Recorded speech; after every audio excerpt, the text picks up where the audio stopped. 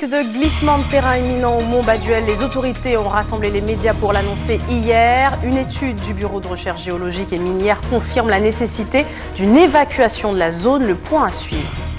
59,8% d'admis au baccalauréat pour cette édition 2016. Les résultats sont tombés hier soir. Un chiffre global en baisse, même si la filière générale enregistre un plus fort taux de réussite par rapport à l'an dernier. Enfin, le village tropical s'est déroulé à Paris le week-end dernier. Une grande exposition de traditions carnavalesques de Guyane et des Antilles, porte de Versailles. De nombreux artistes étaient présents. Bonsoir à toutes et à tous, bienvenue dans ce journal. Avant de développer tous ces titres, vous l'avez sans doute remarqué, votre journal n'a pas eu lieu hier soir suite à un incident. Et c'est un peu pour la même chose ce soir que nous avons du retard. Toute l'équipe d'ATV Guyane vous présente ses plus plates excuses pour ce rendez-vous manqué. Sans plus tarder, venons-en au fait du jour avec cette évacuation imminente du Mont Baduel. C'est l'annonce faite par les autorités hier. Le constat du Bureau de recherche géologique et minière est alarmant. Plusieurs centaines de milliers de mètres cubes de terre menacent de s'effondrer et provoquer un scénario comparable à celui de Kabassou. L'évacuation de l'ensemble des résidents de la zone est ainsi prévue. Une cellule de crise a été mise en place. On écoute le maire de Cayenne et le préfet de région au micro d'Ayodele Germain. S'agissant du Mont Baduel, donc on est sur une situation grave, c'est-à-dire qu'il peut se passer ce qui s'est passé à Kabassou, un glissement de terrain qui se déclenche d'un coup sans qu'on puisse le voir arriver. Donc ce que nous avons décidé avec Madame le maire, c'est d'abord de créer une cellule de crise qui s'est installée hier, ensuite d'avertir les habitants le plus rapidement possible. Donc nous avons fait hier une conférence de presse et demain nous ferons une réunion publique avec les habitants et puis nous allons commencer à évacuer le quartier. Il y a des familles en situation régulière et des familles en situation irrégulière. Donc nous allons surtout prendre en charge les familles en situation régulière, qui ont certainement aussi des dossiers chez les bailleurs sociaux. Et puis il y a des familles qui demandent, vous savez bien que cette population travaille beaucoup la terre. Donc les personnes sollicitent du foncier. Donc, quid, je n'en sais rien pour le moment, je ne peux pas répondre, mais la cellule de crise est mise en place pour y travailler. L'important pour nous aujourd'hui, c'est de communiquer sur la dangerosité du site. Ça veut dire que qu'il pleuve, qu'il fasse beau, ils sont soumis à ce danger.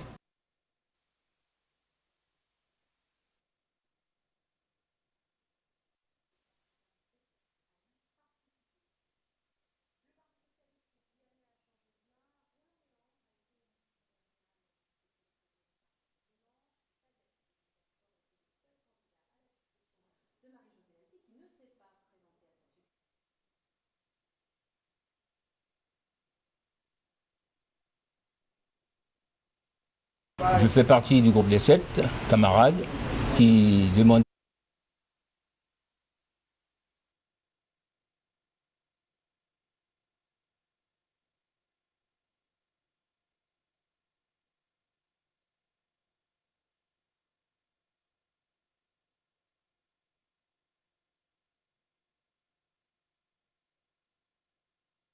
Il y a du travail à faire. Je souhaite beaucoup de courage aux camarades de Léandre et surtout j'espère et nous espérons qu'il saura au moins mettre un peu d'ordre concernant certains petits points dans différentes polémiques, concernant certaines sections. Ça c'est un petit détail. Et puis bon, la ligne politique du parti elle sera revue dans tous les secteurs et nous associer davantage, nous impliquer davantage à la vie guyanaise. J'entends par là, disons, vous savez, le PSG, c'est un travail de terrain. Il a fortement insisté sur la nécessité absolue qu'il y avait de fédérer autour de lui, déjà en interne, les différentes tendances, les différentes personnalités, mais aussi de fédérer autour du Parti socialiste guyanais toutes les forces vives du parti, d'autant plus que Roland Léandre lui-même est issu du milieu militant, puisqu'il a longtemps milité pendant plus de 20 ans, plus de 25 ans, auprès d'associations qui défendaient les intérêts, l'intérêt général, en particulier concernant le foncier.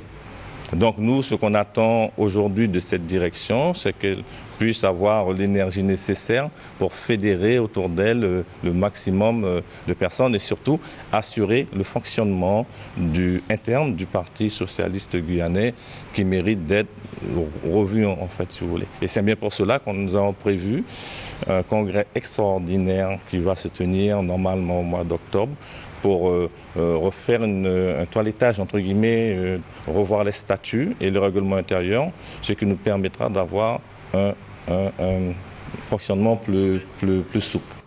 Et Roland Léandre est justement notre invité ce soir. Bonsoir. Bonsoir. Merci d'avoir accepté notre invitation. Alors, on le disait, il n'y avait qu'un seul candidat à la succession de Marie-Josée Lallié à la tête du PSG, vous. Est-ce que ça ne montre pas une forme de relâchement des forces au sein du PSG en ce moment? Est-ce que les membres n'ont pas, d'une certaine manière, baissé les bras? Non, absolument pas, parce que ce n'est pas la première fois que l'élection se passe de cette manière. Il faut savoir qu'en interne, il y a tout au long de la campagne des mouvements, les sections travail, et au bout du compte, il y a un programme qui émerge et on essaie de choisir le candidat qui pourra plus représenter ce programme. Donc à la fin, il y a une sorte de consensus, on va dire, autour du candidat. D'accord, mais pour le coup, il ne restait plus que vous pour tenter de briguer ce poste-là qui est important pour mener aujourd'hui le PSG et puis porter des valeurs pour la Guyane. Oui, parce que peut-être que il y a eu d'autres candidats, parce qu'il faut savoir qu'au sein du PSG, il y a, Parti socialiste guyanais, il y a beaucoup de gens qui sont potentiellement, qui ont de la valeur, qui peuvent être potentiellement candidats. Et donc, comme je vous dis, hein, ça a été vraiment à la suite de travaux, quand le projet a commencé à émerger, on s'est dit bon, il vaut mieux mettre quelqu'un qui puisse vraiment représenter ce projet et le porter pour les deux années à venir. Alors aujourd'hui, en tant que secrétaire général du parti, quels sont les grands chantiers qui vous attendent? Bien déjà, restructurer à l'interne le parti, parce que nous avons quand même vécu des soubresauts qui nous ont pas mal, je vais dire... Tout à fait. Secoué, voilà, secoué. Donc aujourd'hui, la priorité, c'est de remettre un peu d'ordre au sein du parti, c'est de fédérer, puisqu'il y a eu beaucoup de distensions, voilà. Donc essayer de rassembler tout le monde, et puis pour repartir à la reconquête de la population, de façon à ce que les gens reprennent confiance dans ce parti qui a quand même fait ses preuves. Pour revenir quand même rapidement sur ces tensions, on se souvient des 7 frondeurs qui avaient beaucoup milité, on va dire, contre l'ancien secrétaire général du parti. On pense aussi à la situation de Matoury, avec Gabriel Serville face à ses anciens alliés, etc. Vous en faisiez d'ailleurs partie. Alors aujourd'hui, comment est-ce que vous comptez rallier les forces? Non, c'est... bon, les 7 frondeurs, c'est une situation qui est aujourd'hui entrée dans l'ordre. Hein. Bon, il y a eu Christophe qui a parlé, le camarade Christophe, et qui a dit sa pensée. Aujourd'hui, nous sommes repartis sur de bonnes bases. Bon, pour d'autres situations, nous allons... Donc vous abandonnez les procédures on va dire, punitives suite à ces agissements-là? Bien écoutez, il y a une commission qui a été mise en place qui a travaillé sur les différentes affaires. Et aujourd'hui, bon, disons que les travaux sont toujours en cours. Donc nous aurons l'occasion, le temps de revoir tout cela bien.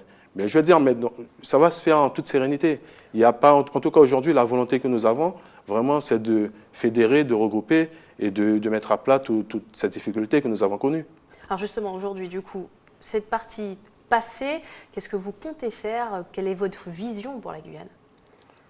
Mais la vision, c'est, comme je le disais tout à l'heure, c'est la reconquête de la population. C'est revenir, remontrer aux anciens du parti que bon, nous sommes toujours là et que nous avons besoin d'eux. C'est d'aller vers les jeunes. Justement, la jeunesse, est-ce qu'elle aura sa place un peu plus encore au sein du parti? Mais bien sûr, mais pour cela, nous allons travailler pour que le discours soit clair, que le discours réponde à l'attente de la population, que les jeunes sentent que nous avons compris le problème et que nous allons porter des solutions à ces problèmes. Je crois que le Parti socialiste guyanais doit être un guide en la matière et c'est tout ce que c'est ce à quoi nous aspirons et c'est ce que nous voulons faire aujourd'hui pour que les choses redeviennent comme on l'a connu au bon temps du Parti socialiste guyanais. Merci beaucoup Roland Léandre d'avoir répondu à nos questions ce soir. Je vous remercie. Le mouvement des agents de la RCT se poursuit et se durcit suite au droit de retrait exercé depuis lundi dernier. Un préavis de grève est désormais annoncé pour jeudi. Les agents réclament de meilleures conditions de travail et pointent du doigt un refus du dialogue de la part de la présidente de la CACL, Ayodele Germa. Dans ces conditions, je vous mets un démur de bien vouloir rejoindre votre service au plus tard dans les 48 heures. Ce courrier a été adressé le 30 juin dernier aux employés de la Régie communautaire des transports. Ils exerçaient depuis le 27 juin dernier leur droit de retrait. La lettre est formelle. Si les employés ne retournent pas travailler, ils seront radiés des cadres pour abandon de poste. Interviewée à ce sujet, la présidente de l'Agglo minimise la sévérité de la mesure. Ils vont avoir des retraits de salaire, c'est clair, les 30e. Mais s'ils sont en poste, quand ils vont reprendre, ils vont prendre leur poste. Le mois dernier, Olivier Goudet, représentant UTG au sein de la Régie des transports, a été nommé médiateur et coordonnateur de la cellule de sécurisation du réseau. Pour la présidente de l'Agglo, cette nomination est l'unique raison du retrait des salariés de la RCT. Il est de ce fait non conforme au texte. Leur expliquer qu'il n'y a ni danger grave ni danger imminent et que si contestait la nomination que j'ai le droit de faire, puisqu'il y a des critères, si moi la présidente j'ai choisi ce monsieur, c'est parce que j'estime il répondait en tout cas aux critères de choix. Maintenant, s'il ne fait pas l'affaire, libre aussi à moi, après quelques mois, de décider de rompre ce contrat que j'ai avec lui et de proposer une autre candidature. Dans une lettre adressée à la présidente de l'Agglo le 27 juin dernier, les secrétaires des comités d'hygiène globale et de la Régie des transports décrivent Olivier Goudet comme une personnalité clivante, n'hésitant pas à transgresser les règles. Pour eux, la valorisation de cet agent est un message négatif pour tous les autres. Pour l'intersyndicale, cette lettre n'engage pas les salariés qui ont, pour leur part, exercé leur droit de retrait individuellement. Ce droit de retrait n'a rien à voir avec la nomination quelconque d'un personnel.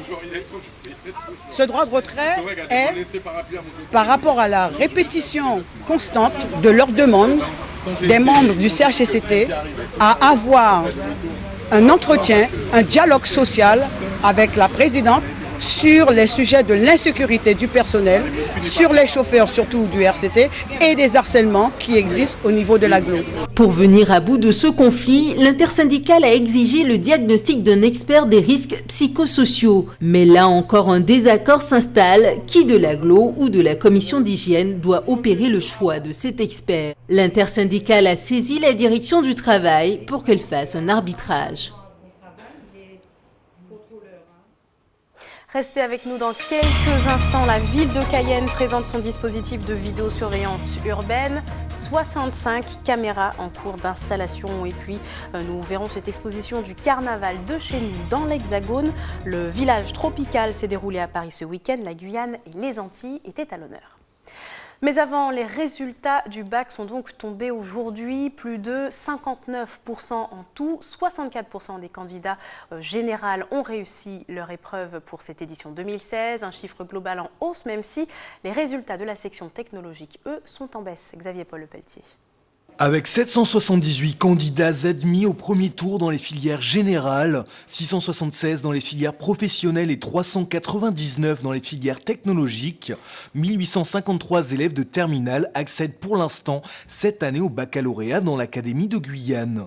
Avec un léger recul de 1,4 points, notre territoire passe cette année sous le seuil fatidique des 60% au premier tour, avec 59,8% de réussite précisément. Cette année encore, ce sont les filières STL et ES qui ont brillé sur ce premier tour en remportant la palme de la réussite, avec respectivement des taux de 76,6 et 69,2%. Des chiffres en hausse pour la filière ES, à l'instar des deux autres filières générales qui cumulent 69 et 68,2% de réussite en S et en L. Si une majorité des lycéens sont depuis hier soir à la fête, 750 candidats sont encore en train de réviser leur second tour. Sur un total de 3146 inscrits, seuls 543 candidats ont été recalés d'office.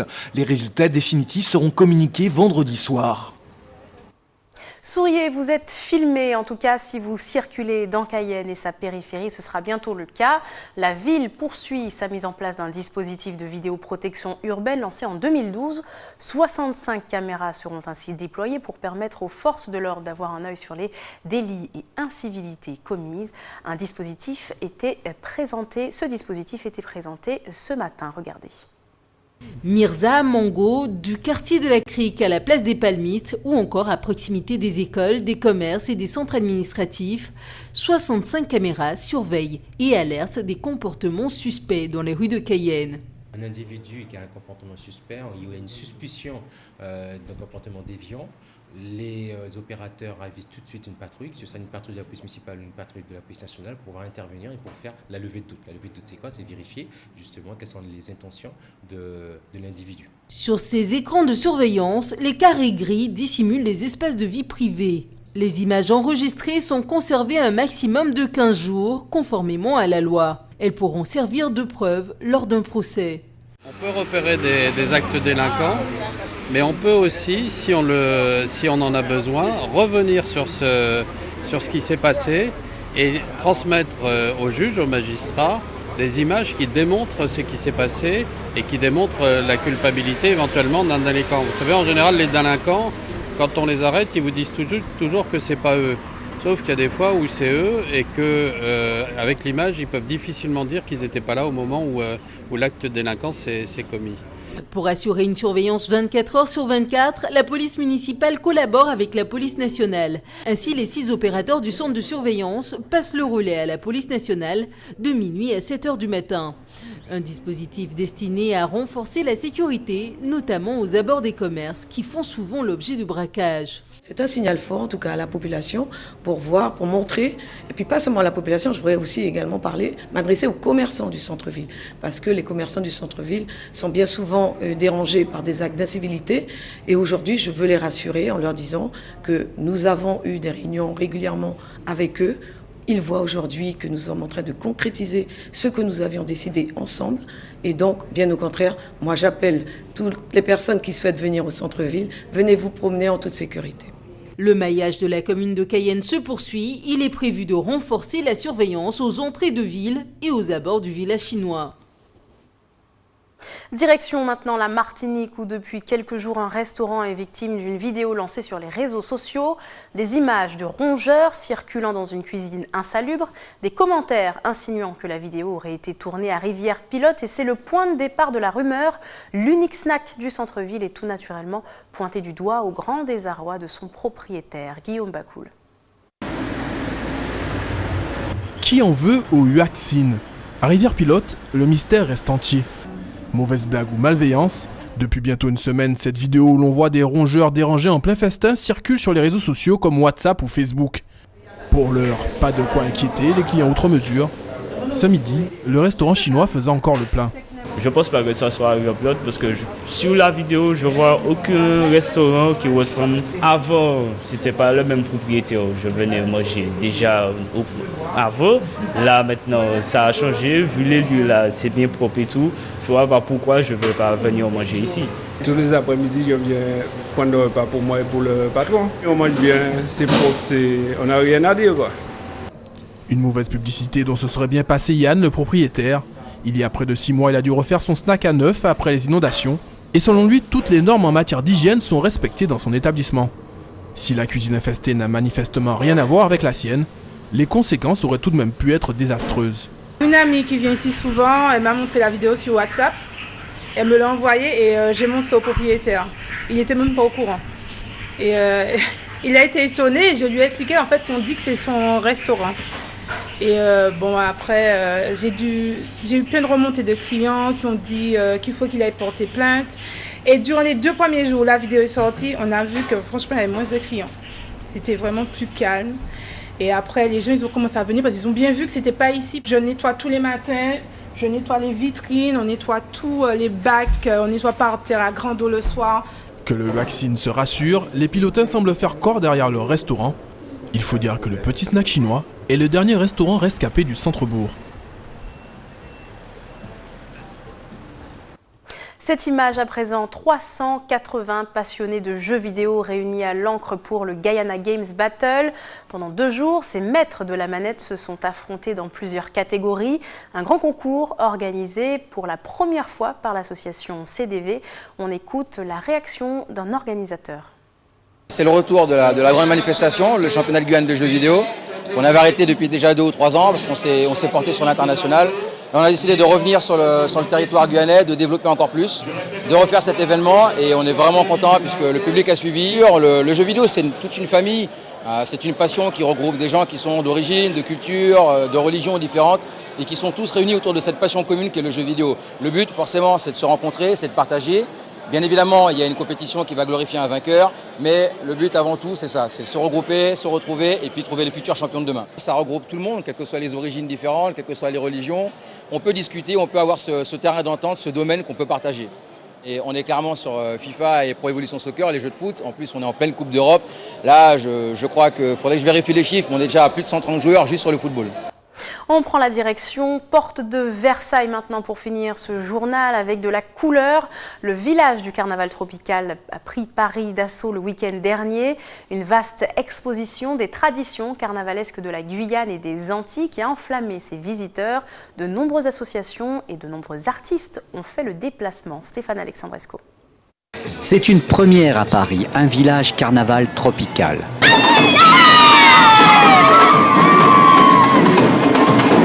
Donc c'est la première fois effectivement sur la région parisienne, enfin à Paris et même en France, ce qui permet de pouvoir se réunir autour du carnaval. Donc pour permettre effectivement aux gens de découvrir les spécificités de chacun de ces carnavals, aussi bien Martinique, Guadeloupe et Guyane. Les murs du pavillon de la porte de Versailles ont tremblé lorsque le son puissant du groupe guyanais Cassialata s'est abattu sur les participants. Le groupe Cassialata en lui-même a mis une touche, on va dire, guyano-antillaise, exactement, et c'est de là avec le groove.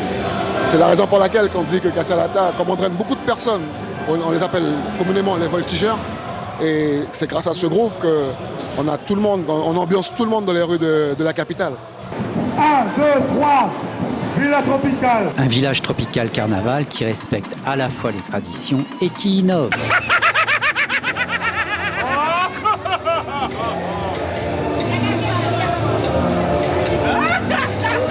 Pour ce qui est de la Guyane, une délégation importante d'artistes, faisant tous partie du patrimoine musical guyanais, ont fait le déplacement. Les groupes Carnivore et Cassialata, Nadège Chauvet, Arnaud Champestin, Victor Clette, que l'on surnomme affectueusement le roi Kékette, l'humoriste Viviane Émigré et sans oublier en vedette les Touloulous, l'esprit même du carnaval.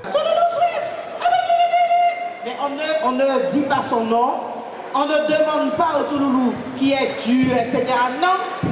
Le carnaval, c'est un esprit pour nous, parce que c'est ce qui nous permet d'évacuer pour tout le reste de l'année. Voyez-vous, c'est une fois dans l'année et tout le reste de l'année on repart. Et c'est pour ça qu'on dit que les créoles sont toujours souriants, ils sont toujours en train de rire et tout ça, parce qu'on a ça, le carnaval. L'importance d'être ici, c'est de pouvoir justement permettre dans un premier temps à nos compatriotes aussi des Antilles de pouvoir découvrir notre carnaval, ainsi que la diaspora créole qui se trouve ici, et bien entendu tous les métropolitains qui entendent parler de droite à gauche, mais de pouvoir leur permettre justement de venir découvrir ce patrimoine, le carnaval. Et justement, nous avons des personnes dans notre département qui se battent pour ça, pour pouvoir faire le carnaval entrer à l'UNESCO. Une première édition pour ce village carnaval dans la capitale, mais qui aura sans aucun doute une suite puisqu'il est prévu d'autres rencontres pour les 3 années à venir. Ainsi s'achève votre édition. Avant de se quitter, je vous rappelle les principaux titres de l'actualité. Risque de glissement de terrain imminent au mont Baduel. Les autorités ont rassemblé les médias pour l'annoncer hier. Une étude du Bureau de recherche géologique et minière confirme la nécessité d'une évacuation de la zone. 59,8% d'admis au baccalauréat pour cette édition 2016. Les résultats sont tombés hier soir. Un chiffre global en baisse, même si la filière générale enregistre un plus fort taux de réussite par rapport à 2015. Enfin, le village tropical s'est déroulé à Paris le week-end dernier. Vous venez de le voir, une grande exposition des traditions carnavalesques de Guyane et des Antilles, porte de Versailles. De nombreux artistes ont fait le déplacement. Merci de nous avoir suivis. Dans un instant, l'information nationale et internationale, puis les programmes continuent sur votre antenne. Très bonne soirée à vous, à demain.